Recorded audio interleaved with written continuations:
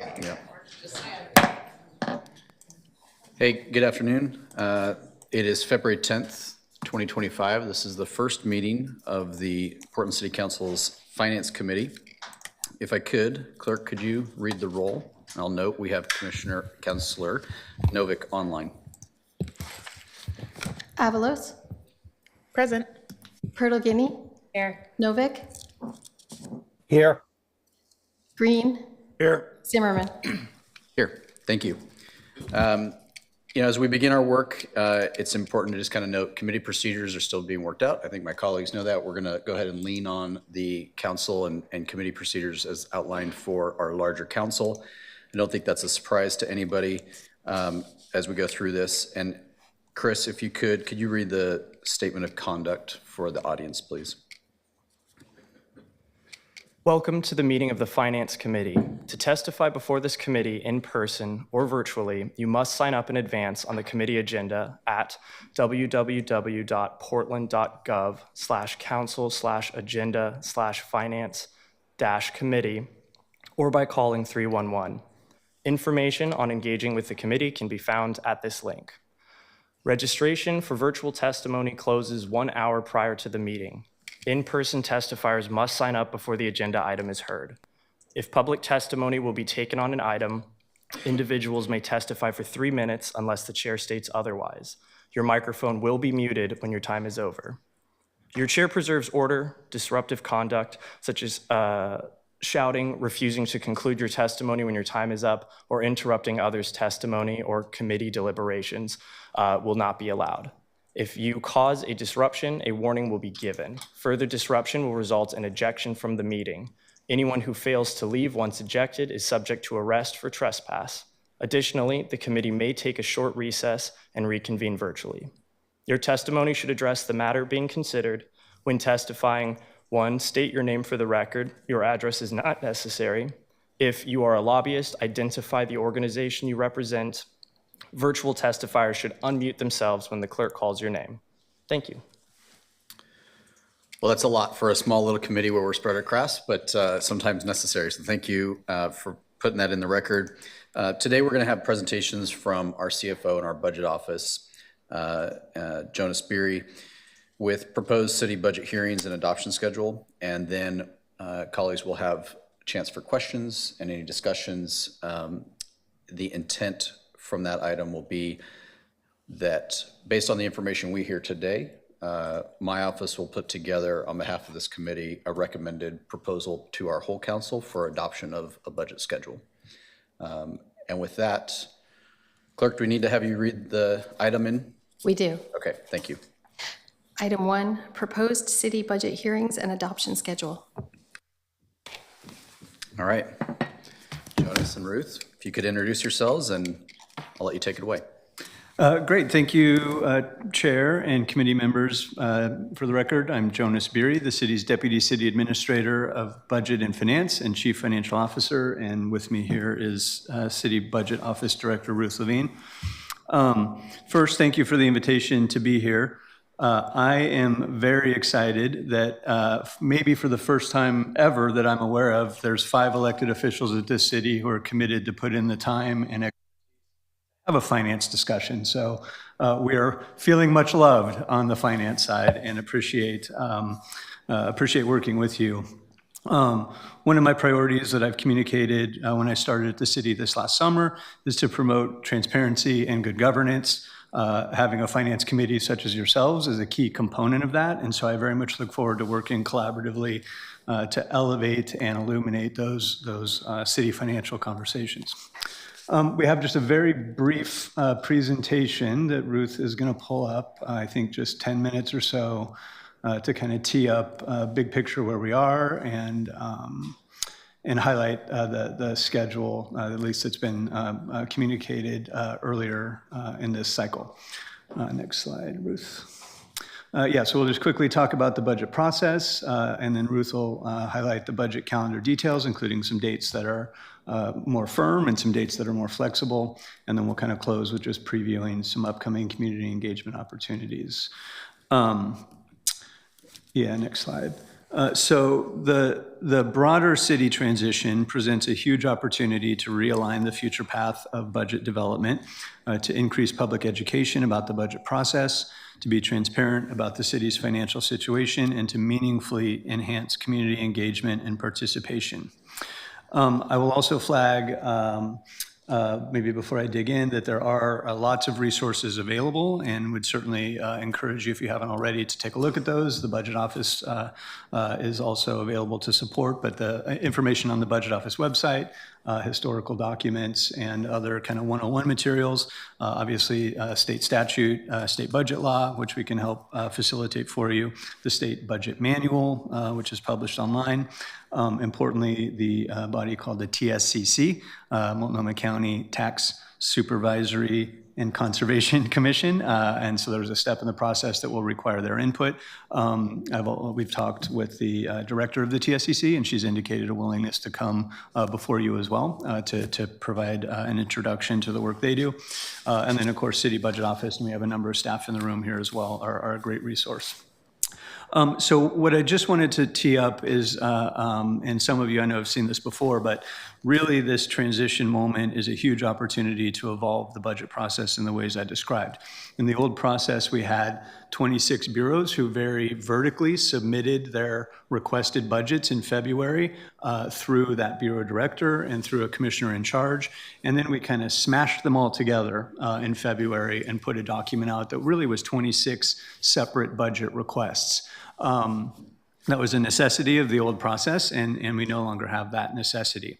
Under the new budget process that we've envisioned, of which this moment is kind of the first step in evolving that, the work to develop, that kind of pre-develop the budget concepts is pulled much earlier in the year, so pulled into kind of the early fall and even late summer within the CERT bureaus and service areas to do some collaboration across those service areas, and then float those up to the executive leadership team, city administrator, deputy city administrators, to do a first level of kind of enterprise review of those budget concepts.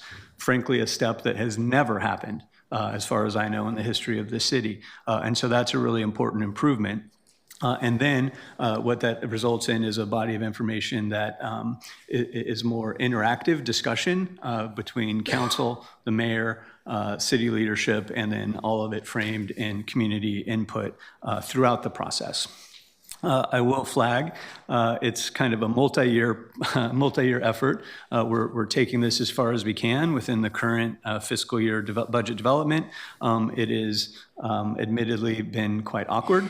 We started this kind of midstream in kind of a limited timeline to implement, particularly around the community input side through the fall, which we anticipate will improve next year, and recognizing we started this process under one mayor and one form of city government and city council, and are now finishing the second important half under new mayor and new city leadership. So it's been a little awkward, and we expect that to improve in the future. Next slide, please, Ruth.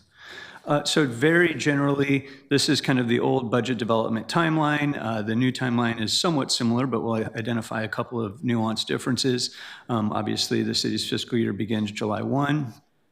So really that under the old pre-charter change, those bureaus prepared their budgets in their own kind of vertical in October through December. The requested budget is lobbed over the fence in February. And then there's kind of historically been a kind of intense moment of conversation in March and April to get to the mayor's balanced budget in May as required by state statute, and then ultimately approval and adoption by council in June. Next slide, Ruth. In the new process, the timeline is mostly the same. Again, there's some of that additional pre-work that's happening kind of earlier during budget preparation at the enterprise level, leading to draft budget recommendations, which will be put forth by the city administrator by the end of February. So we're actively working on gathering that right now. And then for this year, 25-26, looking to have community engagement on those draft recommendations in March and April, and conversations with council, as we'll discuss here in the schedule, to inform the mayor's proposed budget in May. There's not a slide here, but the future state, that community engagement bar would really go all the way across the full timeline with the idea that there'd be community engagement early in the process. There'd be community engagement prior to development of the draft recommendations in February. There'd be community engagement after publication of that, certainly community engagement during the proposed and approval timeframes. And then we'd come back and say, how did we do? And look at that and continue that conversation in the summer. So we're kind of in a little gap year, a little in between year as we navigate towards that future state, but wanted to flag that. That's just kind of a super high level summary. And I think, Ruth, the next slide is the detailed calendar. So this is the calendar that was prepared in the fall in anticipation of the key timelines. And so, Ruth, I'll hand to you to talk about that. Sure, yeah. So this is from a memo that I put out in December.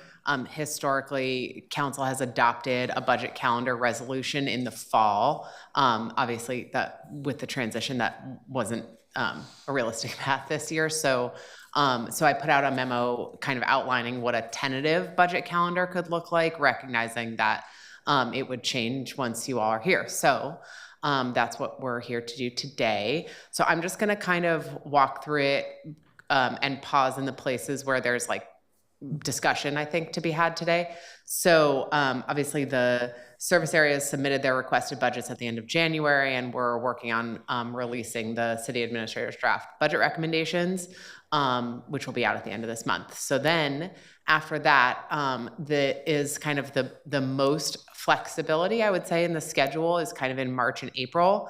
The city has historically done both, not district, but listening sessions in March and April, as well as city council work sessions. Previously, I believe the work sessions were done first and then the listening sessions, and they were the sort of standard 2 minutes a person listening sessions.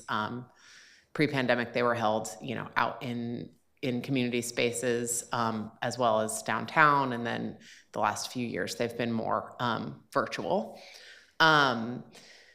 So that's kind of where the most play is in this calendar. Once we get into the end of April, a couple of notable things on here. So by charter, the mayor's proposed budget has to be released by May 5th. The tentative plan as of right now is that around May 1st would be sort of the press release and the like, and then the full document would be available on May 5th, which is a Monday this year. After that point, there are a number of steps that are required. So the mayor has to deliver to the full council his budget message, which is a formal hearing. And historically, that has also been paired with a work session. They did not used to be on the same day, but they can be on the same day. And that's the work session was to kind of explain what was in the mayor's proposed budget. The message, as you're probably familiar with, is pretty high level and sort of values and priorities type communication. And then the proposed budget gives more of the technical detail. After that point, I'm going to come back to the utility rate piece in a second. After that point, you go into a very short window of time before hearing the approved budget. And the approved budget is a report that comes to council with all of the technical details, all the fund level breakouts, like the full kind of budget filing documents. And it is the sort of best opportunity to make major amendments to the budget, because once you hear the approved budget, you're constrained in terms of how much gets changed between approved and adopted. There's sort of a 10% rule. We can talk more about what that means. But so that fairly short window of time in May between the mayor's budget message and the approved budget is the time that you all will be actively trading amendments, discussing, doing all of that. And, obviously this committee can discuss what you want your role to be in that as well, but that wasn't a part of it in the past, obviously.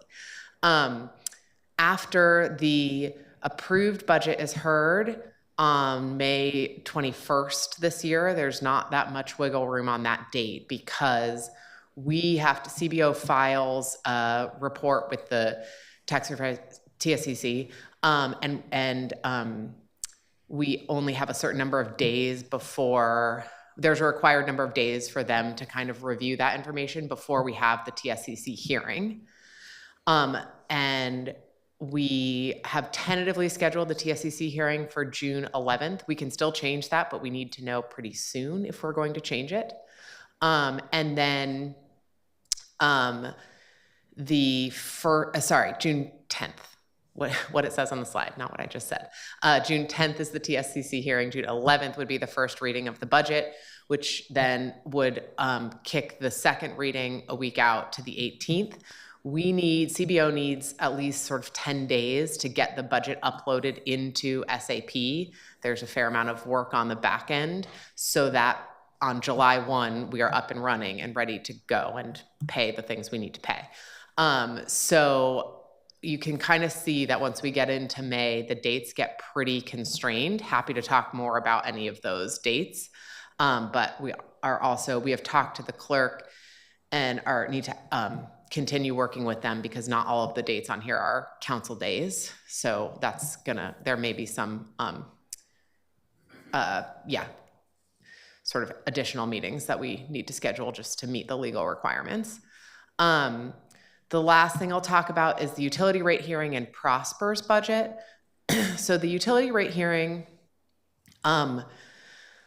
we have done in a different way. So basically, it's not actually a budget ordinance. It is just the ordinance in which council sets the rates that the utilities are allowed to charge. But it has a clear nexus, an important nexus with their budgets, obviously. They have to budget the amount of revenue they expect to receive based on the rates they're planning to charge.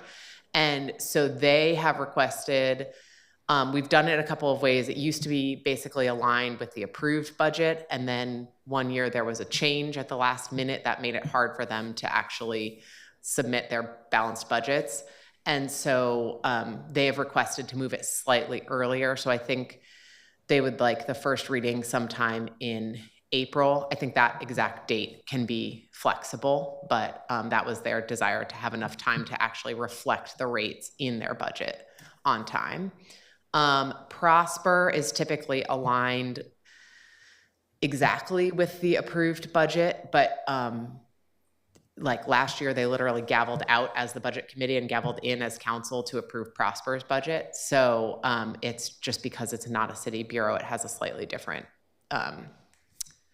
process to it, but it should be aligned with the overall approved budget.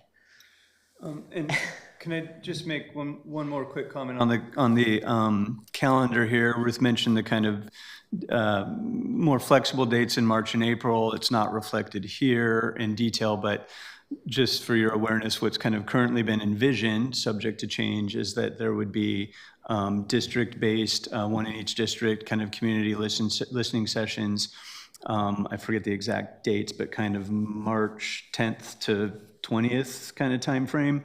Don't quote me on those exact dates, with the idea being that that gives a couple of weeks for the document to be published for members of the public to be able to read it, but also aligns those work sessions with kind of as early as possible to try to get that feedback out and available to all of you, to City Council, to the City Budget Office, and to bureaus, and recognizing that Portland Public Schools spring break kind of falls in there. So trying to work between those bookends.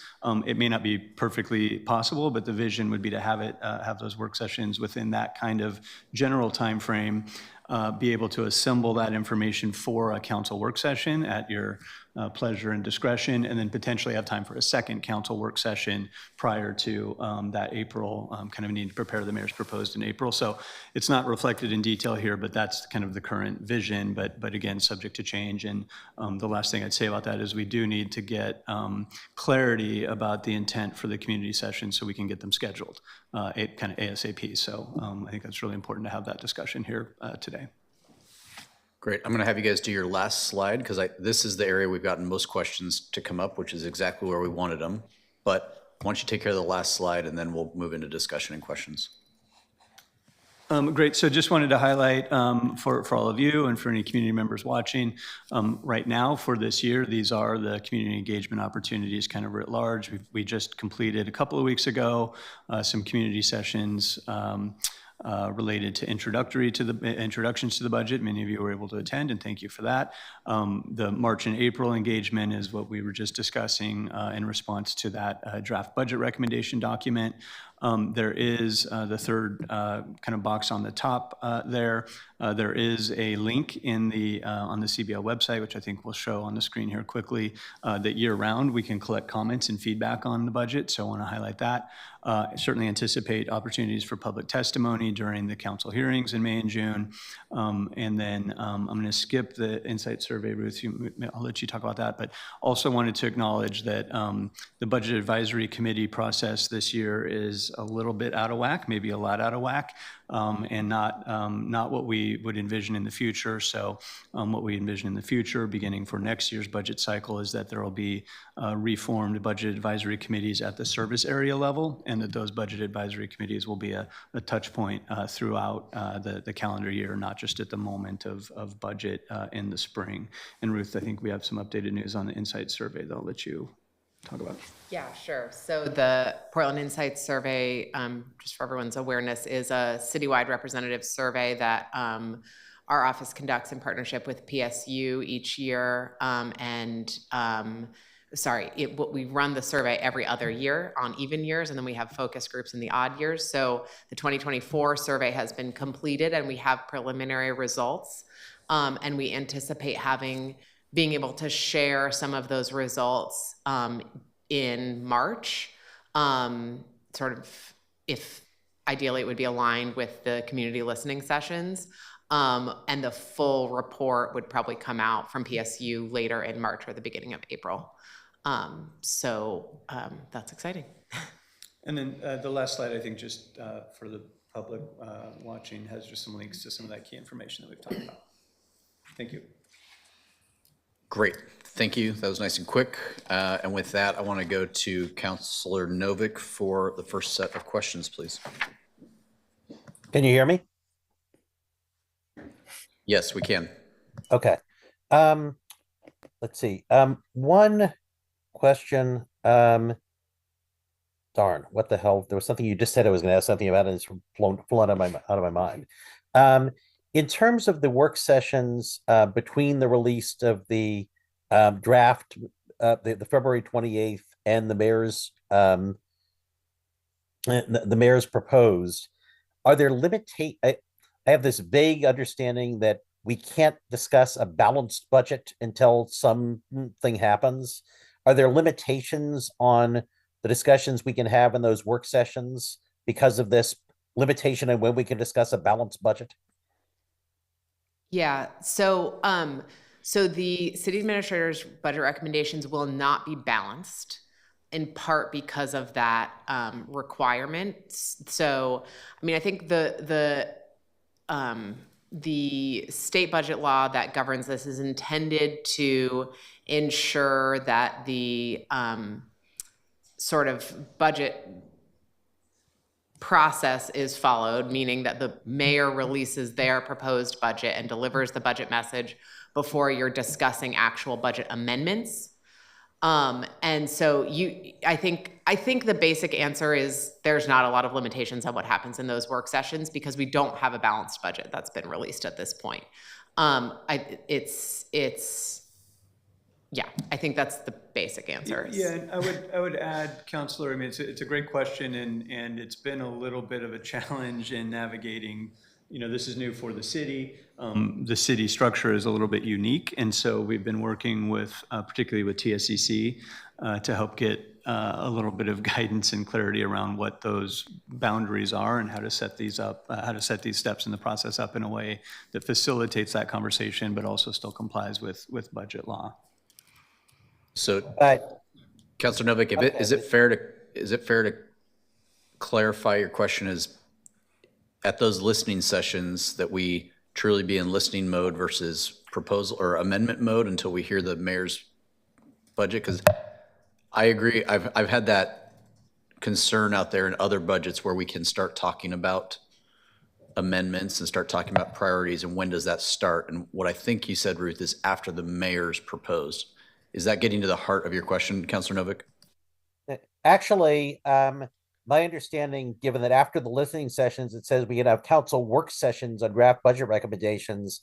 I was envisioning that in March and April, that's where we're gonna have discussions of, okay, here's something that's totally unacceptable to a majority of the council. Here's some addition, other cuts, here's the cuts that are, here's things that a majority of the council, as we determine through these work sessions, think has to be added back in, that well before the mayor proposes his budget, he would have some understanding of what changes the council is likely to insist on before approving the budget. And we'd have a fairly detailed discussion in those work sessions.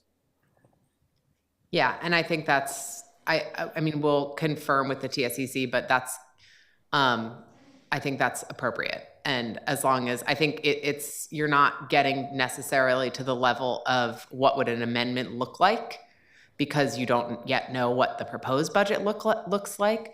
But if there are cuts that are put on the table or ads that are included or whatever, that you would like to see reflected, I think it's fine and appropriate and legal for you to kind of make that preference known.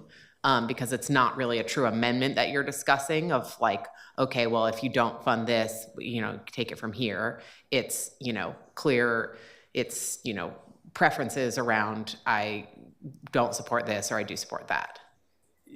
And we can only have those discussions in council work sessions because of the public meetings law.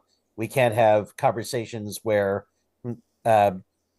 we start talking about what's acceptable to whom, and the information winds up getting to 7 people in a non-public manner. So it pretty much has to all play out in public in those work sessions. Yeah, that's correct, Counselor. And I think a couple thoughts is one, I mentioned the TSCCs. They've made an offer to come meet with either council or with this committee, and I would just suggest that might be a really great opportunity to get their sort of specific feedback before those work sessions.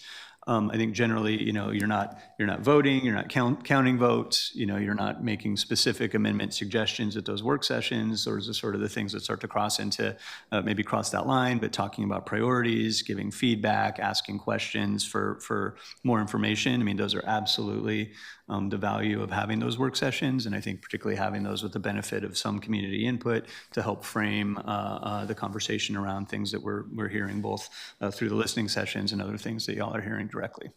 Thanks. Councilor Purtle-Guinea. So I just want to clarify kind of final drop dead date. It looks like we have to have the approved budget ready to go to TSCC by mid-May. So that means that as we think about the work of council, we need to have a budget that we are all prepared to vote on that has the amendments in place, not actually by mid-June, but by mid-May. Is that correct? You are able to make amendments in the adopted phase. You're just not able to make giant amendments. Can we make amendments even after we've had the hearing with TSCC, or? Yes, it's Okay. just that you're held to that 10% threshold of any fund. So if there were a large change or, a totally different, structure, that would be problematic after the approved. But if you're just doing things on the margin, it's fine. And when you say of any fund, is that a line item in the budget? Is that a bureau? Is that a bucket of money that says general fund? How detailed does that word? It should be just any fund. But I'm looking behind me. There are some, so basically the appropriations schedule is set in certain buckets as dictated by state budget law, and I can give you the current appropriation schedule. But the sort of caveat, so it's basically at the fund level. The caveats to that are it's broken up into what's called bureau operating expenses and contingency. So if you're changing contingency, that can be a problem. And then, I don't know, Robert, you want to introduce yourself and add any more color to that? Sure. Hello, Robert Cheney, Deputy Director of the Budget Office. Yeah, the funds, if you conceptualize them as manila envelopes, and every bureau has, like, for the general fund, it's Fund 100, and every bureau shares those. So it's a line item in the sense that it's like a separate variable with which budget lives. The best way to map it would probably be to look at the annual comprehensive financial report. We have operating funds, we have like enterprise funds, things like that. So every bureau can like participate in budgeting within a fund, and we have a chart of accounts that has sub-fund structure to that. But you know, it is the case, like for example, the golf fund is an enterprise fund managed completely by the Parks and Rec, but for the general fund, we have a lot of bureaus participating in it. So it's kind of highly variable in that way. And I'm curious if I wonder if it'd be helpful subsequent maybe to the next committee meeting to provide just a brief kind of one pager that shows that fund level summary. If that's helpful, we can. Yeah, in fact, one of our closing, I think, tasks I was going to ask you for is a little bit more around this approved, adopted, and how funds are affected by those words. Not just to share with this committee, but actually to share with our entire council. I've found that this area of municipal budgeting is one of those wrapped around the axle moments that is worth diving into, so that clarity around words like approved and adopted and fund don't cause you a half a day loss at a council meeting.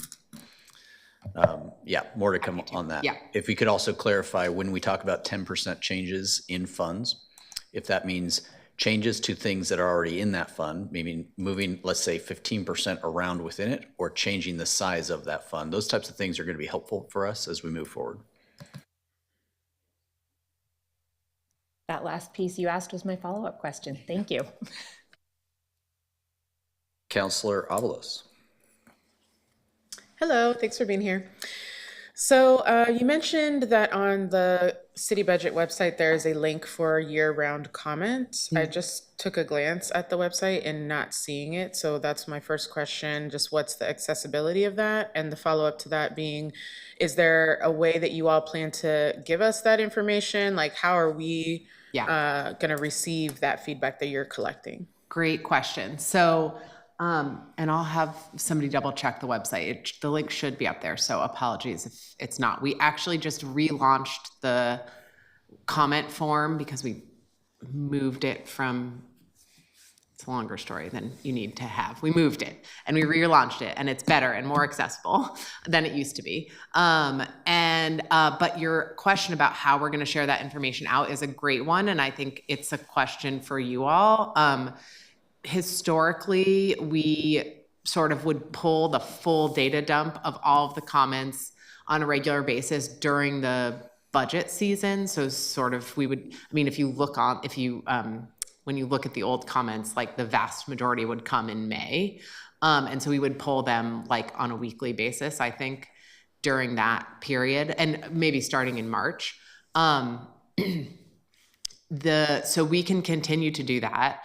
Another sort of option would be, and we haven't done this before, so I'm offering it with the caveat that we need to figure out how to make it work, but would be for staff to kind of try to code comments both in the listening sessions and then from the online testimony form, just to say like, they, you know, increase funding to X, decrease funding from X, like that, just so that you could see data, like aggregated data on what people are saying. Because we found, you know, you often come away from those budget listening sessions with a sense of like, wow, tons of people showed up on PSR, but then, you know, unless you go and do the analysis, you kind of forget that like, oh, there were also 10 comments about this other thing, and that might get lost. So that's an offer. Obviously, there's also kind of a selection issue there. Like very often people are activated around a particular topic and tons of people show up. But I think nonetheless, it could be helpful to see kind of the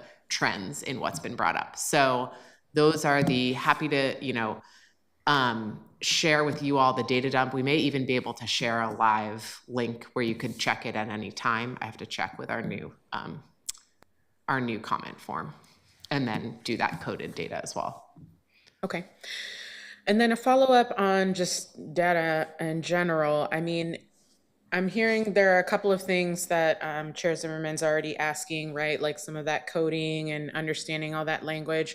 I'll take it a step further to say I would love to receive a folder of homework. I have been looking on the website and kind of just going through what's publicly available, but I would like you all to provide us, and I could talk offline with the chair about what I'm looking for or what kind of info I'm looking for. Maybe there is already a place where that thing exists, or maybe it's something we need to create. But I'd like some level of like, okay, here's last year's budget process. And, I know that's on the website somewhere, but I'd like you all to just provide us a full folder of that so that I can just spend some time digging in. Agree that there's got to be some kind of key to every document, like a code, like what are these budget codes, or what does this specific budget language mean? So we can start, learning that as we're navigating. So yeah, I just want to put that as an ask and we can follow up. And then my last question, I was trying to follow the discussion around why we aren't getting a balanced budget. I don't know that I really captured the answer. So can you explain more about why, or at least what I heard was that the city administrator does not need to give us a balanced budget. Why is that? Yeah, so by charter, the mayor's, it's sort of the mayor's duty to produce the balanced budget. In addition, in talking with the TSCC. Ruth, before we do that, can you please bring up whomever is bringing up the timeline? Yes. This timeline supports the answer you're going to give. If we Yes. talk about the dates there. Yeah, sure. So the mayor's responsibility to produce a balanced budget by May 5th. And the city administrator, so this draft city administrator document is really completely optional. And the idea behind it is to provide, there's no requirement to produce requested budgets at all. The idea behind it is to provide more transparency and something to react to in the public and among council, and to inform the mayor's proposed budget so that that's not built in a vacuum. And it's kind of, we're trying to, so on the legal side of it, the idea is that, it's the mayor's responsibility and as a result, the council is not, you're not allowed to discuss sort of amendments until the mayor delivers that budget message. That is the point at which it sort of transfers from the mayor to council to work on. And up until that point, the guidance was having a balanced budget would kind of shortcut the mayor's budget process. And so the guidance we were given was we should not be preparing a balanced budget before the mayor's budget message is released, which legally is required by May 5th. So that's the piece, that's the kind of justification for it. I mean, and I think it's more question. It's a state budget law question. So I think the staff from the TSCC could probably get into more depth, and we did talk to our attorneys as well about it. So happy to provide more on that. But it's. At the end of the day, the mayor's budget will be a balanced budget that they give us, but the city administrator's is not.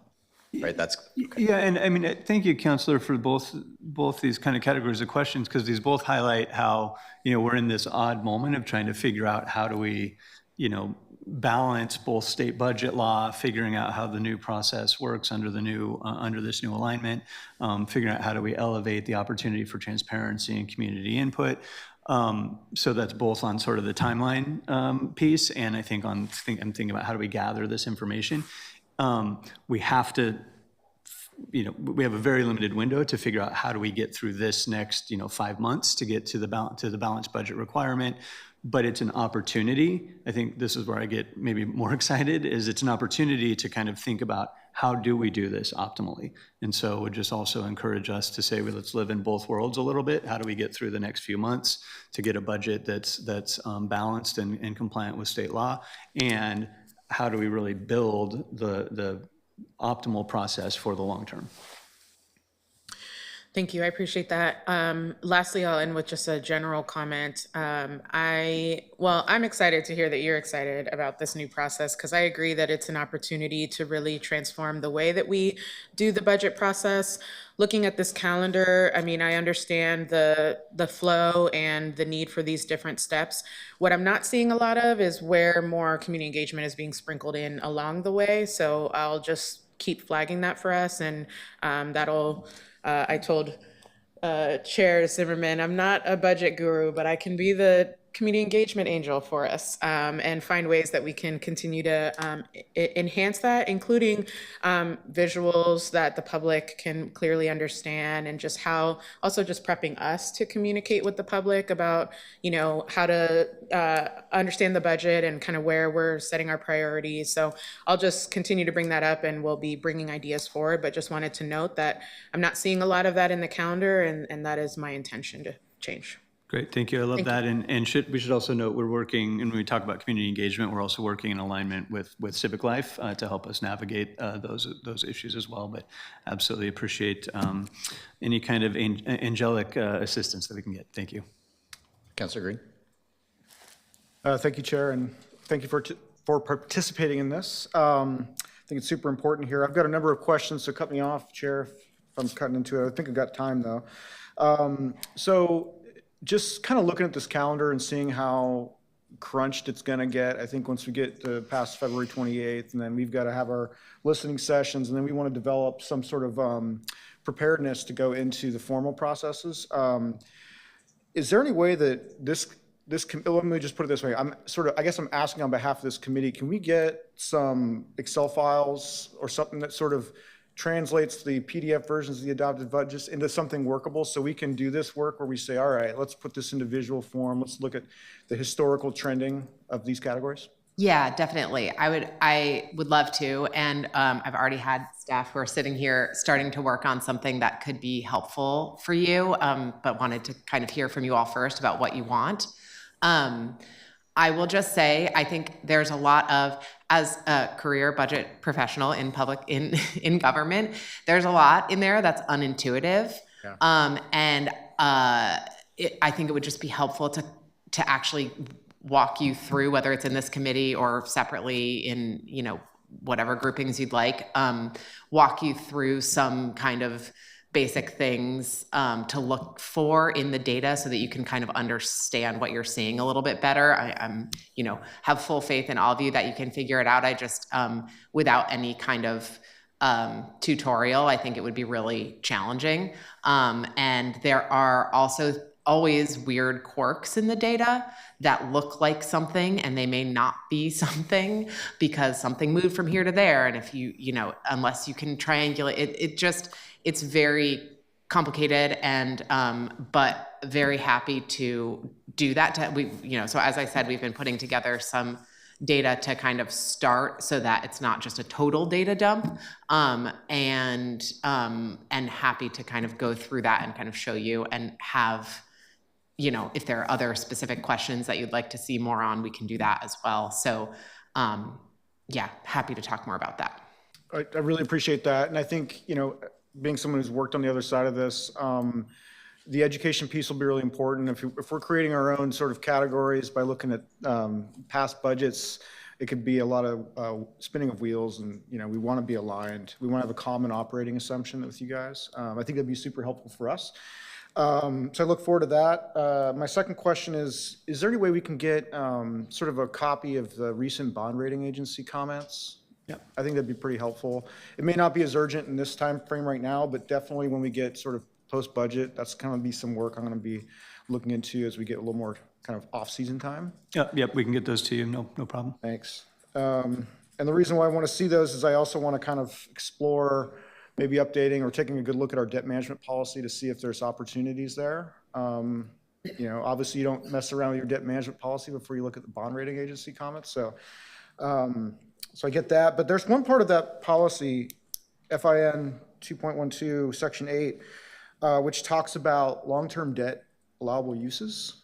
And our policy is that we issue long-term debt only for capital projects and those that are defined by allowable CIP, I think, plan expenses. But I want to know, is that an internal policy constraint, or is that sort of a state law thing, or, can you speak to that? Predominantly, that's an internal policy related to best practices. So, as you, I'm sure know, the city's AAA rated.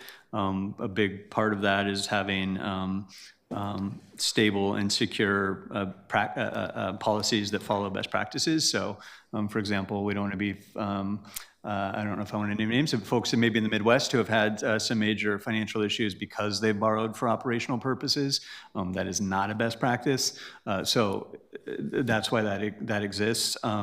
Just another thought to put on your radar is we have somebody at the city who specifically is the debt manager, whose job is to manage our credit rating, to centrally manage all of our debt issuance, et cetera. And so would be happy to have him, his name is Matt Gierach, would be happy to have Matt come and either present to this committee or have individual briefings if that's helpful as well. It is, and I raise it because, presentation this morning in the Transportation Infrastructure Committee talked about our significant backlog of maintenance. And when I think the phrase was, the cost of inaction is failure. And that's a deferred maintenance depreciation problem. And, as we get to the boundary condition where infrastructure really starts to run away and crumble away, that's the same, in my view, of avoided new capital investment. Because, if I'm a sort of bond rating agent, a bond rater analyst, and I'm looking at the city's infrastructure and asset base, and if we have an opportunity to make investments in it that might be characterized as operational costs, but they're really just sort of capital preservation uses, I would probably give that a positive rating, but that's just me. So just a little flavor of what I'm thinking about here. So the next question here would be, I did notice that we have an interest rate swap policy. Do we do those? We never have. I didn't think so. Yeah. It's one of those things where you have it on the shelf and you better have a policy if you're going to do it, right? That's correct. Yeah, there was a time a couple of decades ago when those were starting to be in vogue, and so we created a policy just to have it, but have never used it, and as far as I'm aware, no intent to. If we get into a volatile rate environment, we might want to dust that off. And then if I'm interested in looking at sort of budget versus actual trending data, what's the best report to look for that? Sorry, budget versus actual data. We have reports that we can pull from our budget system, but most of it sort of publicly is included either in the ACFR or in the budget documents themselves. But if there are specific questions, we're happy to pull additional data and show you. We can also include some years of budget and actuals in the sort of data that we send over to you. That'd be really great. And ACFR is Annual Comprehensive Financial Report? Okay. Yep, correct. So sometimes there's simply financial audit, right? Yeah. And just one other resource that can be helpful. It's another, deep dive, but on the debt management portion of the city's website, or investor relations, I think we call it now. Yeah. All of the city's bond disclosure documents, including which is the documents that are presented to investors when we do a bond issue, and the annual reporting that's required to be done in association with that, are all posted on the website. And so that's just another resource to have slices of information that are maybe a little bit more digestible. It's still very dense and thick, but it does have some kind of summary tables that might be useful in getting that lens. Thank you very much. I'll yield. Thanks, Councilor. Let's go back to Councilor Novick, please. Yeah, I remember the question I forgot to ask earlier, which is the survey that is out, at which I confess I forget the name of it and I forget when we're going to get back, but does it ask people questions about choices like if we have to cut police, fire, parks, or housing, which would we cut first? Good question. So it's the Portland Insight Survey. And I do not believe we have a question like that at this point. We've sort of talked about right now it's more of a high level sort of community priorities survey.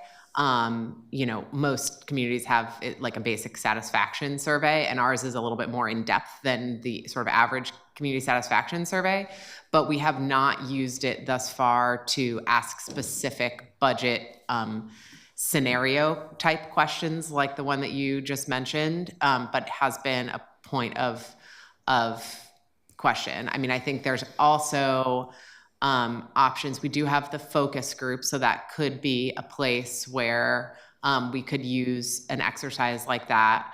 And we've talked about creating those types of exercise for community engagement events in the future. I will say, I think for it to be meaningful, we'd probably want to spend some time developing it and being thoughtful about kind of what the question states, but definitely something that we can look at. I mean, there's also kind of packaged softwares you can buy that some cities use to do this sort of thing just online, but there's pros and cons to that too. So I think it's a point of ongoing conversation, but a good question. I mean, I would feel, focus groups are, obviously not a statistically representative sample. I would like us to have one way or another a actual scientific poll asking those questions. And I don't know where the money for that would come from. I mean, I can imagine maybe using some of my office budget for it if it comes down to that. Because I just think that, as you know, generally at listening sessions, people come and say, I don't want you to cut X. And it's hard to get people to say, I think you should cut Y instead. And even if they did, it's a small sample. So I do think that it would be useful or at least interesting to have an actual poll asking the questions which we're going to have to answer. Councilor Perugini. I've shared this with the chair, and I think, Jonas, I've shared this with you as well, but I just want to say here for other folks listening that I absolutely agree with Councilor Novick that we need to have that conversation about what Portlanders would do when faced with hard decisions. With the level of budget cut we are facing, to only ask people what they care about feels irresponsible. We need to ask people what hard decisions they would make if forced to as well, so that we can have a real conversation with people about what the priorities are for our city, not just the rosy picture of what folks want to add. Thanks, everybody, for those questions and some of the feedback. I think a couple of things that I wanted to highlight, and for the second part of this conversation is where I hope we can have some discussion. On the timeline, as you see, so one of the areas that I've insisted on and I've heard from others is, and the budget team mentioned it, is getting back to our community-based listening sessions. And when I say that word, what I'm talking about is the old model of like a school gymnasium, as Ruth described, a couple of minutes, packed folks from different parts of the community who are sharing the things that they care a lot about. It's something that I'm looking forward to having take place in all 4 of our districts, which has never happened before. There is a note, though, that I'm curious for conversation purposes what others think when it comes to when to have those, not the specific dates, but what has already been released. So as you see on the timeline, currently we would be having those sometime after the city administrator's draft budget recommendations were publicly released. A different option is to have, and so before I say a different option, part of that might be to help inform this council, but also to inform the mayor in terms of things that the community is valuing that they hear from these budget work sessions, listening sessions, so that the mayor's proposed budget is able to encompass that feedback. The other side, and our colleagues across the river do it this way, which is because they don't have a city administrator draft budget come out, they just have the chair's budget come out, which for us would be the mayor's budget. They have those community listening sessions after the executive balanced budget comes out, which is truly where you see, I'll say, the real balancing or the real cuts that exist. My initial reaction to this was maybe this was misordered, but actually in a week or so of marinating on this calendar, I seem to like this calendar now. But I'm curious from colleagues if you think we should have those listening sessions prior to the mayor's released budget or after the mayor's released budget. And if you have opinions, I hope you'll share them for this conversation. Should we have our district-based community listening sessions prior to the mayor's released budget, meaning after the city administrators? Or should we wait until the mayor releases their executive budget and have them then? Can I comment on that, or how do you want to go? How Why don't we wanna do it? facilitate this We'll just go discussion? right on down the way if that works for you, Councilor Avalos. Okay. Well, I guess for me, it would also kind of depend on what we feel is our strategy versus the mayor's strategy. I'm not really clear on like is because the mayor has to provide a first budget, right? And I don't know what his intentions are as far as like community engagement or whatever.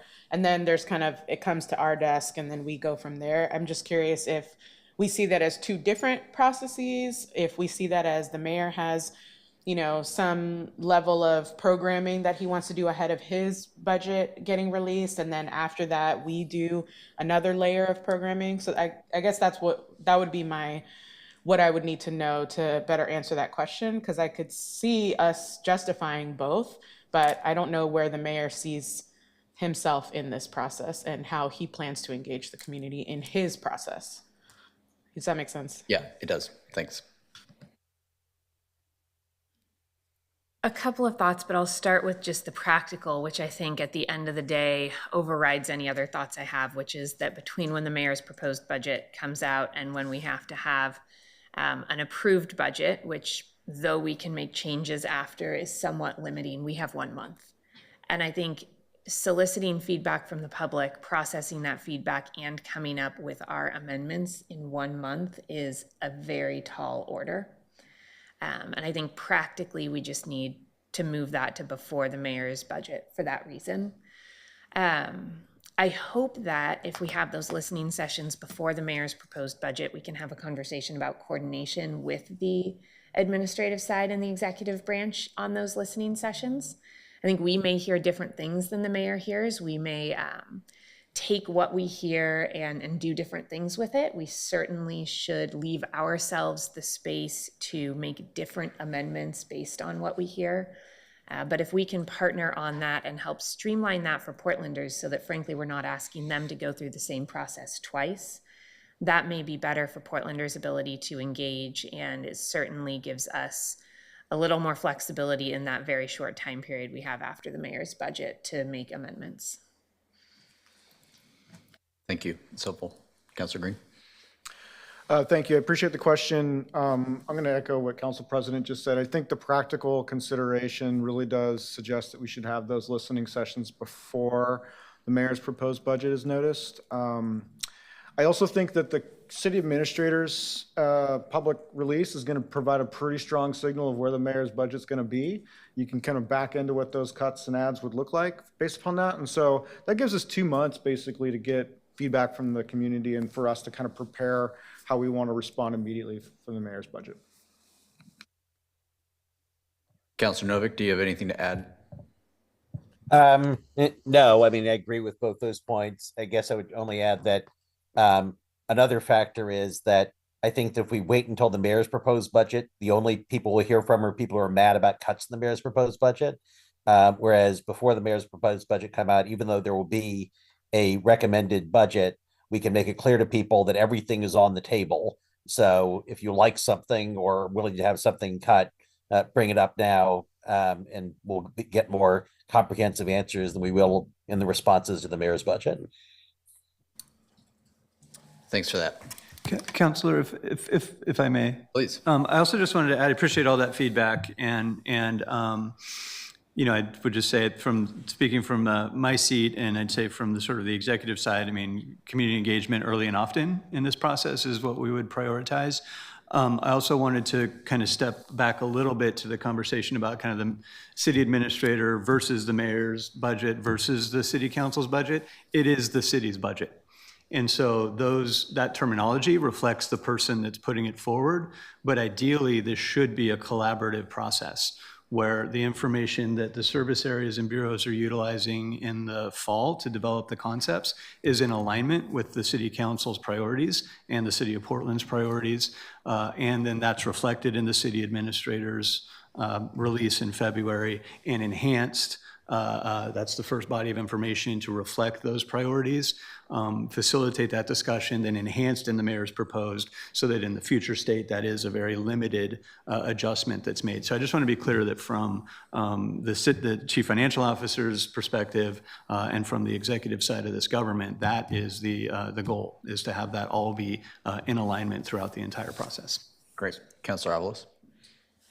Yeah, I appreciate that reframing, and I don't want to have my questions be interpreted as feeling like there's two different processes, but I think what I'm getting at is more so I want to understand, what are we trying to receive from the public and how do we plan to use it? Because if the mayor has a certain methodology for drafting that first budget and wants to receive feedback in a certain way to use in a certain way, I could see that being a different community engagement process than post that point, and once we kind of like take it on from there. So yeah, I just want to be clear. I'm not suggesting that, that the mayor kind of has their own process, but I more so am asking about, like, what are we trying to get out of this? I think ultimately, again, when it comes to community engagement, if we don't have a plan for what we're trying to receive and how we plan to use it, then I don't think we have a plan. So that's kind of what I'm getting at, and seeing along, as I mentioned, because I believe there needs to be more built into the calendar, seeing, okay, what are the things, how are we communicating with, or how are we engaging the public prior to the first draft versus once we're in amendment phase versus once we're in, like, there's not really anything else big that we can change, or maybe there's some small tweaks and we can have another kind of process. So that's what I'd like to develop with your help. And you mind if I respond to that, or you want to go to another? Let me set a frame quick and then respond. So I think those are great points and questions. And so what I'm hoping to do based on this conversation within the Finance Committee is, here's some of this feedback.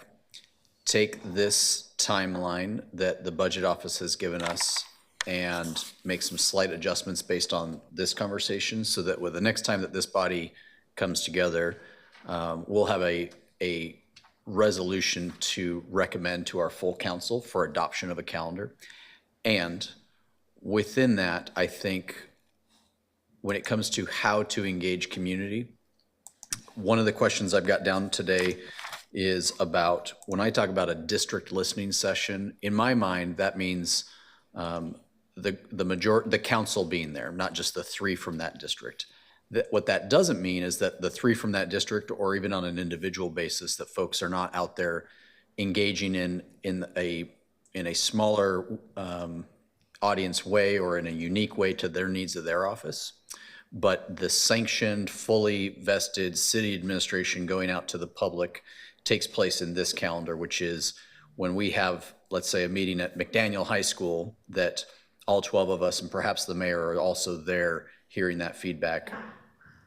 On either side of that, throughout the whole process, I can imagine that certain groups of three or even individuals will probably have similar types of listening sessions, but those are operations of your office rather than being operations of the budget team, the city administration, and the overall council. I hope that makes sense. And now Ruth, if you have more to add. Sure. And so I just had two kind of quick notes of clarification. So I think with the city administrator's budget recommendations, what we're trying to do, and again, this is the first time we've done it, so asking for a little grace as we're actively working on it, but is kind of thread the needle to have kind of what Councilor Novick said of, like, everything's on the table. There's the full menu of options. There's a whole list of all of the decision packages that have already been developed and a discussion of things that haven't yet been developed, with some recommendations within there to say, these are painful, but we think they make sense. These we're not so sure about, have more discussion on them, to kind of tee that up so that you all can have a sense, and the mayor can have a sense of, what's a total non-starter for the public and what is kind of, not being as mentioned as clearly, with the caveat that none of it is going to be representative.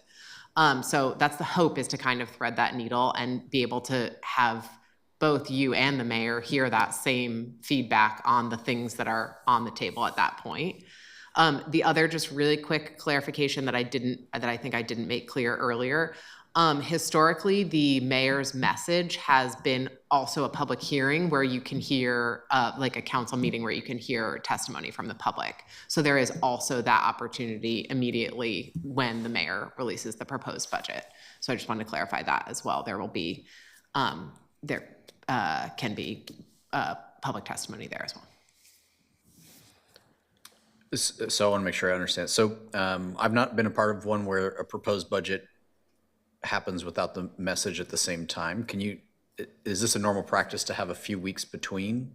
Sorry, it is at the same time. Is it, so So that one that says mayor's message and hearing on the city budget, that's normally the mayor delivers the message at the beginning and then they open it up for the sort of standard 2-minute testimony. I guess what I meant is that the mayor's proposed budget will be released on 4/21 and we won't hear his message until 5/6. Sorry, that's just the noticing. That's a little misleading. Apologies. The actual document would be the actual proposed budget we're planning to release on the 1st. Sorry, I would almost strike that noticing line. That's more just so that we notice it appropriately. Okay, so with that, it kind of goes actually into my next question. You have on here a number of things that are asterisked, and those Yes. that say that they are budget committee under state law. That's correct. Can you describe a little bit, because I'm approaching this and I've worked in other budgets where basically from the time the mayor's proposed budget comes out until the day we adopt the sucker, we are basically in budget hearings in some form or fashion, meaning that out of the 12, if somebody has a proposed amendment, they could drop those anytime throughout those conversations. I have not had a municipal calendar dictate which ones are considered as a budget committee like this. Can you tell me what the thought is behind that so we can understand that better? Yeah, that's kind of a technical note. So in state budget law in Oregon, there's a weird thing. Again, the TSCC can probably summarize this for you better than I can right now. But in communities of, I think it's 200,000 or more, the full committee is designated, the full legislative body is designated as the budget committee. So it's basically Multnomah County, which is why we have the Multnomah County TSCC and Portland. And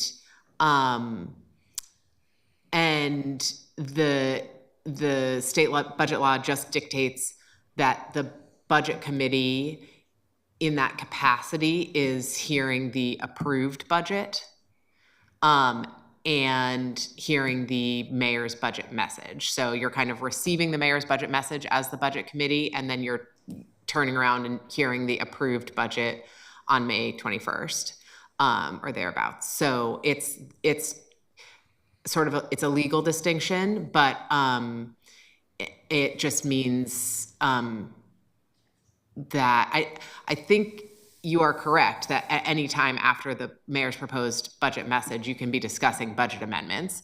They won't be reflected until the approved budget or the adopted budget. Like those are the two mechanisms, the 2 points at which we would actually file a thing that reflects the amendments, but you can discuss them at any time once the message has been received. Clear as mud. That's great.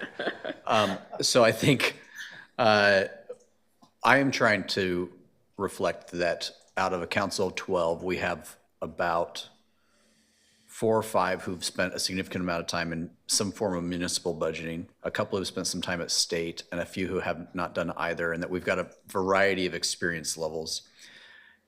And when you haven't done one in the city you're sitting in, you fall back on what you've done at other places. So some of that, and a couple of my colleagues were probably doing that a little bit and trying to make sense of a new city, a city's system that is new to us. So a practice that I'm used to, and I'd like to understand if that's the norm for this city, is a practice I'm used to is listening to counselors throughout the budget season when we're in budget hearings, after they've had a released budget, so the balanced one, make amendments. Any old day that they're in that budget committee, you can make an amendment, and it's, I amend to fully fund XYZ program.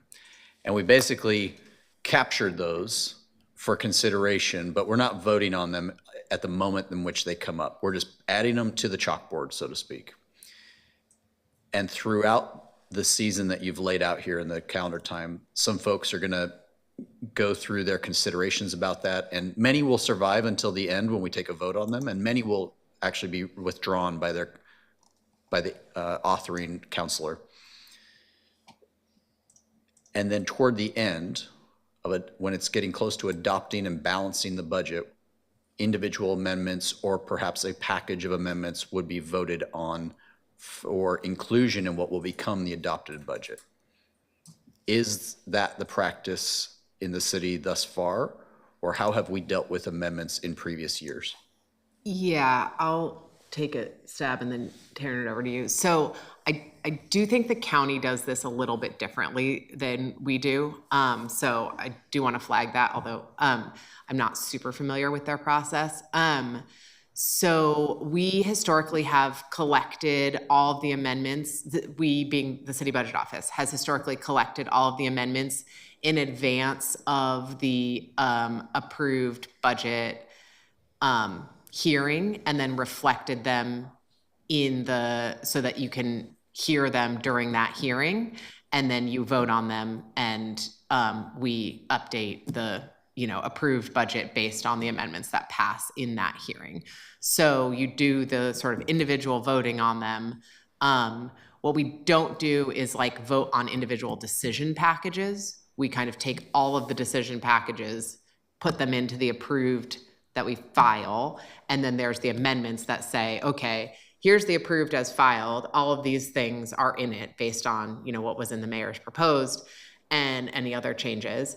And then one by one, you say, okay, I want to take, $100,000 from here and move it to here. I'm going to take it from the approved as filed and file an amendment that says reduce this by 100,000 and increase this by 100,000 or whatever. And then you put those forward and we kind of group them. Does that make sense?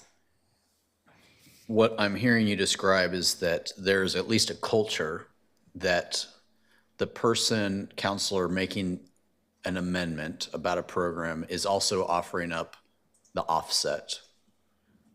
If it's a positive amendment, show us where you're taking from, right? I just want to clarify that that is a culture and is not a legal basis, right? In terms of you can propose any amendment. Nothing says it has to be balanced. The only thing that has to be balanced is the approved budget once we finally close out. And this will become important as we figure out for the very first time how to get 12 people to agree across what I anticipate will be a host of amendments. I think this is worth us putting on our work schedule so that we can make some recommendations both as a finance office, but as a finance committee to our council about how we might engage in this. So I think this probably is worth some extra conversation about the season coming up. I know you came up to, if you have something to add, I can pause. No, I was just going to ask if you were referring to the staff amendment that the council at Multnomah County does. So the county has used a staff package. I'm not a big fan of it. But it was a tactic that has been used at different times by different chairs. And that is also just cultural, not anything based in ordinance or resolution. It's just that's how they've negotiated through budget amendments in the past. I'll just leave it at that. Yeah. The only thing I would add is, yeah, you're absolutely right. Our amendments historically have been a lot more decomposed and balanced. But I would say to your point about the someone introducing an unbalanced amendment, that would mean that the budget would then become unbalanced and the council can't vote on an unbalanced budget. It would be a violation of state budget law. So yeah. I think we'll make that part abundantly clear. Yeah. Yeah. Go. Brongadi. Actually, I have a question related to that because I do have some concerns with every individual amendment having to be balanced. I don't think that gives us the opportunity to have a holistic conversation about balancing the budget across all programs and across all ads and takeaways. As we are voting on a budget, I believe that we are allowed to have amended forms of that budget before we vote on the final budget out of balance. I just want to confirm that based on the comment you made. That's right. Yeah. Yeah. An individual amendment can put the budget out of balance, but you can't adopt the approved budget as a whole without balancing it. We have the ability with amendments coming to have a strategic conversation about here are 5 adds. We don't have to have 5 small takeaways attached to that. That's right. We could have one larger takeaway that covered all of them. Yeah, that's right. I mean, I've been, the only other data point I have is from the city and county of San Francisco, where it's a very different structure, but to this point, they kind of identify the cuts they want to make at the front end, and then they figure out what ads they want to make with the money they've generated from those cuts, essentially. So that's a different approach. What a responsible order to take it in.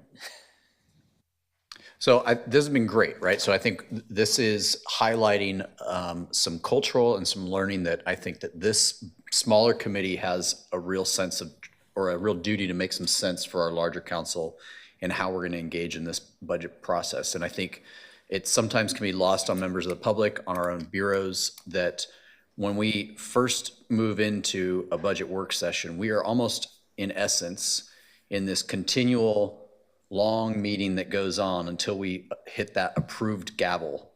And so the imbalance that will happen from one day to the next is unimportant as long as the ending approved budget adopted budget is balanced. And so that can be a different mindset because very few things that we do at the city will be strung out over this many weeks.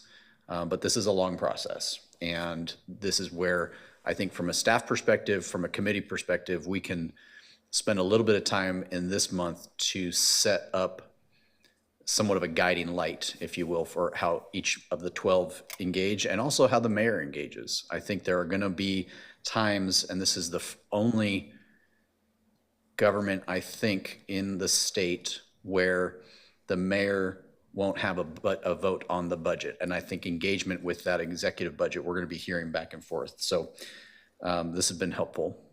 Hopefully you've got a lot of notes as well, Jonas. Colleagues, I'm gonna make sure I've hit a few things to make sure that we've got the right stuff for the next meeting, but if there's anything else other colleagues want to ask or bring up, I think we are kind of getting to the point of culmination here. So this would be your chance to let yourself known. Councilor Green? Thanks. Just a clarifying question. So when we gavel in as the budget committee, when does that happen? First, when you hear the mayor's proposed budget message, and then when you approve the budget. Okay, so that is a pretty long period. Okay, thanks.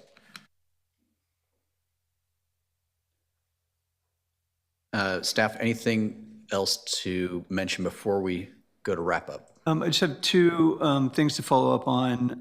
One is with regard to the schedule and the sort of less flexible dates that Ruth mentioned. I know some of those dates are outside the regular cadence.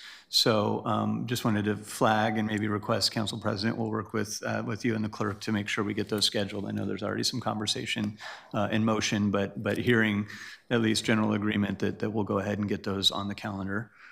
So great. And then second question is, I heard, I think, that the path of having the community listening sessions kind of upfront is the preferred path. We will need to start getting those scheduled to work with the district coalition offices to identify locations and to start advertising that to the community. So I know there was maybe some schedule hiccups, but we'll start working on that, and maybe Chair and Council President with your offices to start at least getting those meetings on the calendar. Just wanted to confirm that you agree with that path. Yeah, I've got a few comments about that. And before we do that, I'll go to Councilor Avalos. You had some comments? Yeah, sorry if I missed it earlier, but did you state what your expectations are of each counselor or of the district specific counselors in those events and the planning and the programming? It's a great question. It's an open question. I think we're flexible to do whatever. I mean, the model we've been maybe operating from, at least for this year, is similar to what the model has been in the past, where it's really just an open forum with more of a listening perspective and just kind of inventorying those questions, maybe less of an interactive opportunity. Certainly having the presence of the district counselors there is valuable for you to hear that, but really defer to your preferences. And again, we're kind of making this up a little bit as we go. Yeah, just one quick note on, having done these in the past, they can go quite long. And I assume we're going to want to do them in the evening for accessibility reasons. So I do think it's valuable to have some introductory material, especially because we will have if we're doing these in March, we will have just released the the draft budget recommendation. So having some material, I think, can be valuable, and we can, put out links ahead of time for people to reference. But ideally, keeping the intro fairly short, especially if all 12 of you are there. It could get quite lengthy if if each person delivers like a 2-minute thing. And I just want to, we would, like last year, I think we did 2 hours of testimony from the public. So that's about 60 people at 2 minutes apiece. So I just think being mindful. And we did, like last year, we cut off registration at some point before, not long before. But so just being mindful of that time element. 2 follow-up comments. One, partly why I'm asking, I wasn't able to make my first meeting, but what I had heard from other counselors at their district meetings was that people in the audience turned it into a Q&A and started, expressing, requests for things to cut. And from what I understood, we weren't really given any feedback or any heads up on what was the expectation of our presence there and our role. It was originally like, oh, we're just listening and we're just going to be there. And then I wasn't at mine, but I heard from other counselors that was the case. And so I'm just flagging that we can't do that again. We need to have a clear expectation of what our role is going to be, because, as counselors, people are going to want to ask us questions.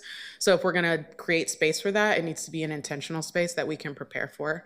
And lastly, on the comment, partially what you're saying, Chair Zimmerman, around wanting the 12 of us, right, in that, how does that affect public meeting law? Or do we have to notice that as like a council meeting officially? Or is that how you intend it to show up? Like it's an official council meeting just on budget in the district?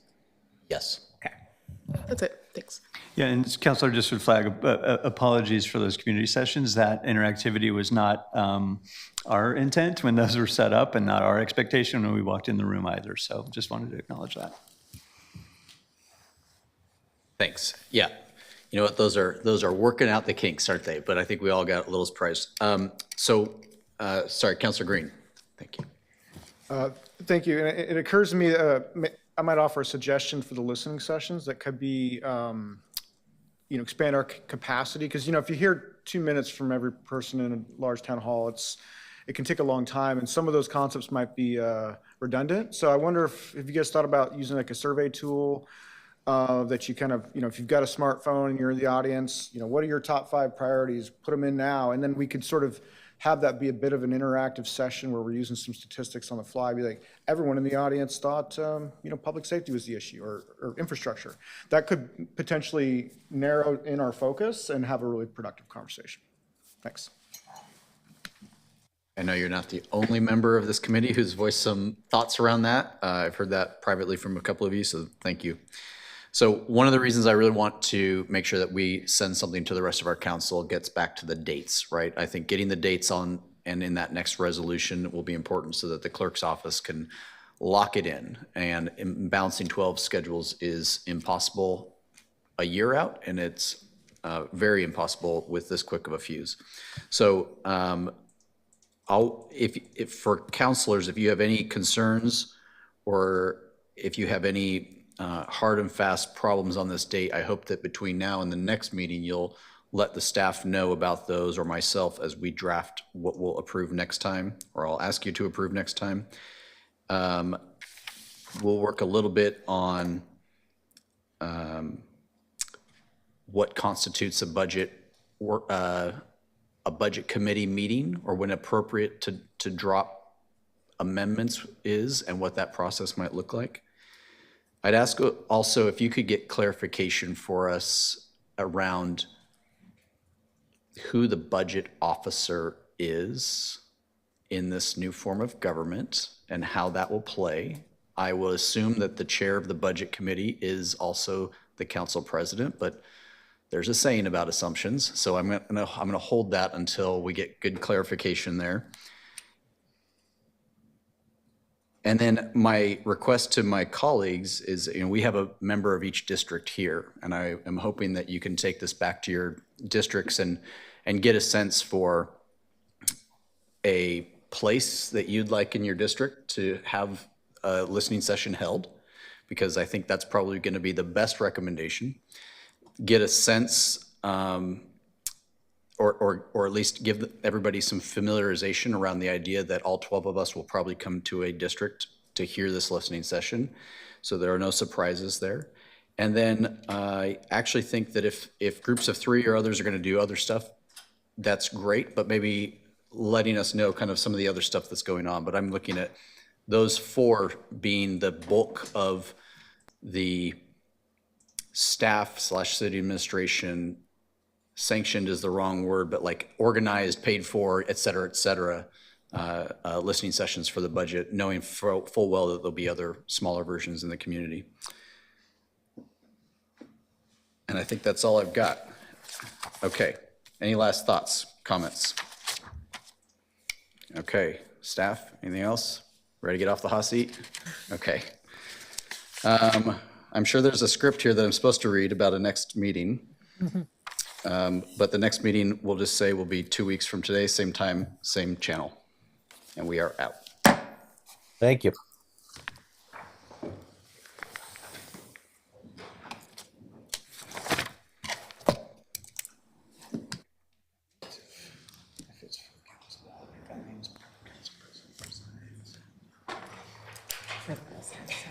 Yeah, I would assume.